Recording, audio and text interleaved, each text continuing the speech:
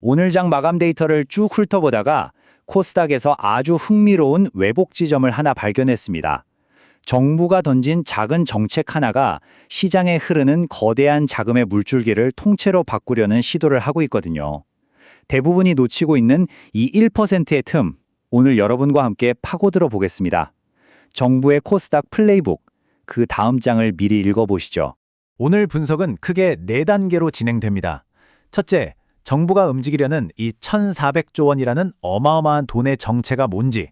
둘째, 이 돈이 흘러갈 새로운 길, 그러니까 정부가 새로 깔아놓은 판이 어떤 모습인지. 셋째, 정부의 의도와 시장의 진짜 속마음은 어떻게 다른지. 마지막으로 이 모든 걸 종합해서 그래서 우리는 뭘 해야 하는가 구체적인 행동 계획까지 짜보겠습니다. 자, 그럼 첫 번째 퍼즐부터 맞춰보죠. 이번 정부 정책의 본질을 많은 분들이 단순히 돈을 푼다고 생각하시는데 그게 아닙니다. 훨씬 더 구조적이고 어떻게 보면 강제적인 변화에 가까워요. 이미 시장에 존재하는 1,400조라는 거대한 강물의 방향을 다른 쪽으로 틀어버리는 일종의 물길 공사라고 보시면 됩니다. 바로 이 숫자, 1,400조 원. 이게 이번 게임의 판을 흔드는 가장 중요한 키입니다. 우리나라 국민연금을 포함한 4대 공적연기금이 굴리는 총 자산 규모죠. 감이 잘 안 오시죠? 코스피 전체 시가총액의 거의 70%에 달하는 말 그대로 시장의 방향을 좌지우지하는 고래입니다. 그런데 말이죠. 이 1,400조라는 거대한 저수지에서 코스닥이라는 논으로 흘러들어가는 물이 고작 3.7%밖에 안 됐습니다. 이건 뭐 거의 가뭄에 땅이 쩍쩍 갈라지는 수준이었죠. 정부의 생각은 아주 명확합니다. 이 비정상적으로 막혀있는 물꼬를 강제로 터서 코스닥으로 자금이 흐르게 만들겠다는 겁니다. 자, 여기서부터가 진짜 중요합니다. 이 정책의 무서움을 이해하려면 펀드 매니저들에게 족쇄이자 동시에 목표인 벤치마크라는 개념을 알아야 해요. 펀드 매니저는 그냥 자기 마음대로 투자하는 사람이 아니에요. 이 벤치마크 수익률을 넘지 못하면 성과금이 깎이고 심하면 옷을 벗어야 하는 어떻게 보면 가장 보수적인 월급쟁이들입니다. 그들의 모든 투자 결정은 바로 이 벤치마크에서 시작됩니다. 바로 이겁니다. 2026년부터 게임의 규칙 자체가 바뀌는 거예요. 연기금의 투자 기준, 즉 벤치마크에 코스닥 150 지수가 5% 편입됩니다. 이게 코스닥 좀 사주세요 같은 권유가 절대 아닙니다. 당신 포트폴리오에 코스닥 150을 최소 5% 담지 않으면 당신의 성과는 마이너스에서 시작한다는 사실상의 명령인 거죠. 단순 계산만 해봐도 1,400조의 5%면 70조 원입니다. 현재 코스닥에 투자된 연기금 전체 자금의 몇 배나 되는 돈이 좋든 싫든 시장 상황과 상관없이 기계적으로 코스닥으로 들어와야만 하는 구조가 만들어진 겁니다. 자, 그럼 다음으로 넘어가서 이렇게 어마어마한 돈이 밀려 들어올 텐데 이걸 받아낼 그릇이 있어야겠죠? 정부도 바보가 아니죠. 단순히 물꼬만 튼 게 아니라 그 물이 흘러들어갈 새로운 파이프라인, 즉 새로운 투자 수단들을 미리 깔아두었습니다. 정부가 마련한 새로운 돈의 통로들입니다. 기존 벤처펀드의 세금 혜택을 더 주는 당근도 있지만 우리가 여기서 가장 주목해야 할 건 바로 이겁니다. 기업 성장 집합 투자기구, 줄여서 BDC. 이건 지금까지 한국 시장에 없었던 완전히 새로운 형태의 그릇이고 이번 정책의 진짜 히든카드라고 할 수 있습니다. BDC, 이름이 좀 어렵죠? 아주 쉽게 말해서 지금까지는 기관 투자자들이나 아주 큰 선들만 투자할 수 있었던 비상장 유망 기업이나 초기 벤처 기업에 우리 같은 개인 투자자들도 쉽게 투자할 수 있는 길을 열어준 겁니다.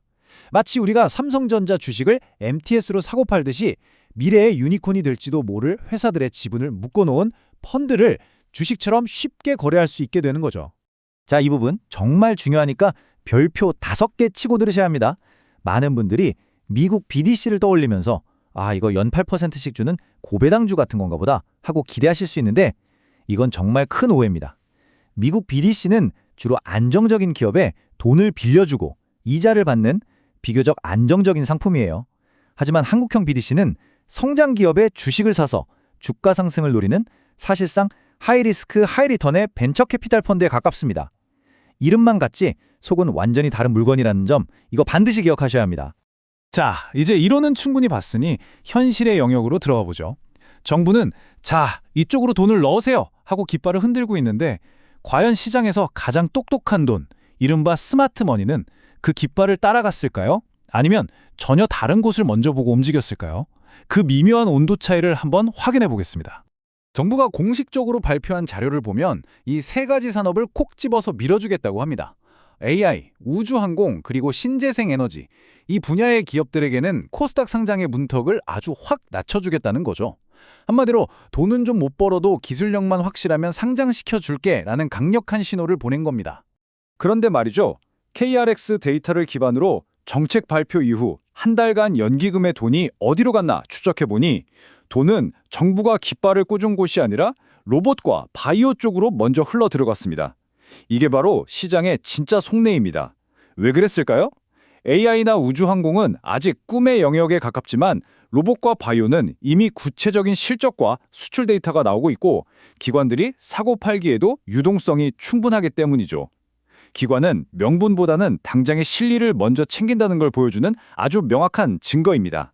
자, 이제 이 모든 분석들을 하나로 모아서 우리가 실제 투자에 써먹을 수 있는 구체적인 행동 계획을 세워볼 시간입니다.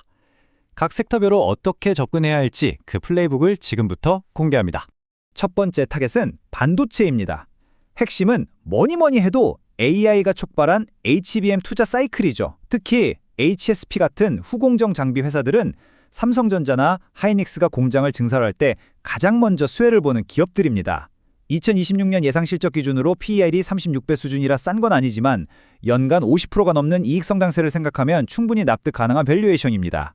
다만 반도체 주식의 변동성은 항상 염두에 둬야 하므로 주가가 20% 이상 조정을 받을 때마다 비중을 늘려가는 분할 매수 전략이 리스크 관리에 필수적입니다. 두 번째, 에너지 섹터입니다. 여기서 핵심 키워드는 2020년 그리고 탈중국 이 두 가지입니다. 태온 같은 풍력 부품 회사는 미국의 친환경 정책 효과가 본격적으로 나타날 2026년을 기점으로 실적이 크게 개선될 가능성이 높습니다. 또 서진 시스템은 미중 갈등이 심해질수록 북미 ESS 시장에서 중국의 대안으로 떠오르며 반사 이익을 얻을 수 있는 대표적인 비중국 공급망 주식이죠. 단기적인 주가 등락보다는 2년 뒤에 큰 그림을 보고 씨앗을 심는다는 생각으로 접근해야 합니다.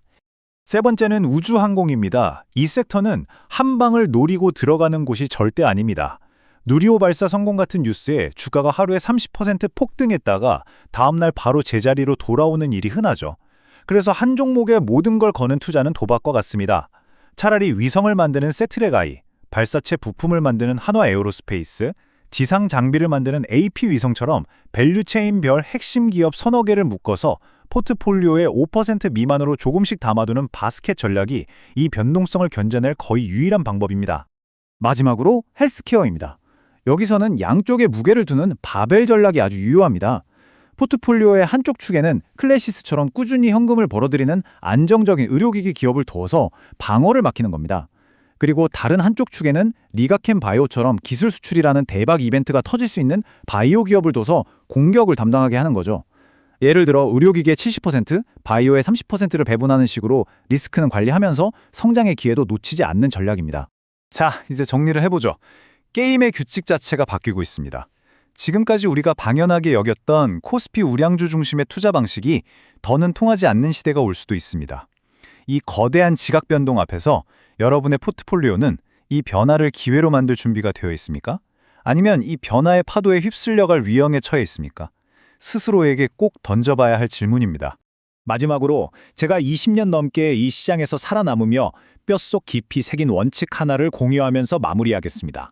시장은 예측의 영역이 아니라 오직 대응과 생존의 무대입니다. 오늘 이 분석이 변화의 파도 위에서 여러분이 현명하게 대응하고 살아남는 데 작은 등대가 되었으면 좋겠습니다.